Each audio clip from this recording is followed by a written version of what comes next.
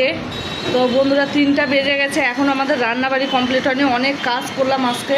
তো এই যে মেয়ে এসছে, মেয়ে শুয়ে আছে, নাতনিও শুয়ে আছে, আর আমার বর রান্না করছে। এই যে দেখো খুব সুন্দর মাংস রান্না করে। আসো, রান্না হয়ে গেল তোমার? দেখো এই যে রান্না করছে, এই যে মাংস রান্না করছে, তেল দিয়েছে কত দেখো না, এত মাংসতে তেল দেয়, দেখো কত মাংসতে তেল দিয়েছে, তেল ছাড়া খেতেই চায় না। আর মাংস হলে আমার বরকে বলি রান্না করতে, কারণ ও ভালোই পারে রান্না করতে। তুমি কি কথা বলতে জানো না? হ্যাঁ, কথা বলতে জানো না? মাংসটা কী করে রান্না করছো বলো? ভেজে নিয়ে মশলা ভেজে, এই ভাতও বসে দিয়েছে। একদিন মাংস কষানোর দিকে হয়ে গেছে, তারপর ভাত বসালো, কারণ গরম গরম থাকবে। তার মধ্যে ইলিশ মাছের মাথা দিয়ে প্রচুর ঘন্ট করেছি। আবার এই যে এখানে খাসির মাংস আছে, খাসির মাংস আছে, খাসির মাংস আছে কালকে, মানে যে কদিন পুজো হলো মাছ মাংস আনতেই আছে।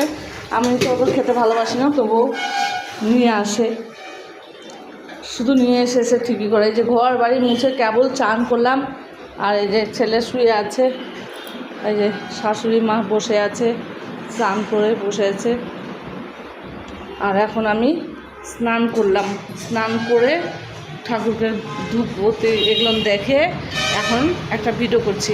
তো এই পুজোর কটা দিন আমার শরীর খুব খারাপ, পুজোতে ঠাকুর দেখতেও যেতে পারিনি। বাড়ির পাশে শাশুড়ি বয়স হয়ে গেছে, তাই একটা ঠাকুর দেখেছেন হয়তো, আমি কোনো সাজগোজ করিনি, শুধু হাতে শাখায় ছিল, চুড়িও একটা পরিনি, মালাও পরিনি। তো এইভাবেই আমি শুধু সামনে বাড়ির কাছে একটা প্রতিমা আছে, তো বয়স্ক মানুষ কোনদিন কী হয়ে যাবে, মানুষের তো নিঃশ্বাসের বিশ্বাস নেই, তাই একটা ঠাকুর দেখে নিয়ে আসলাম, নিয়ে এসে বাড়িতেই ঢুকে আছি।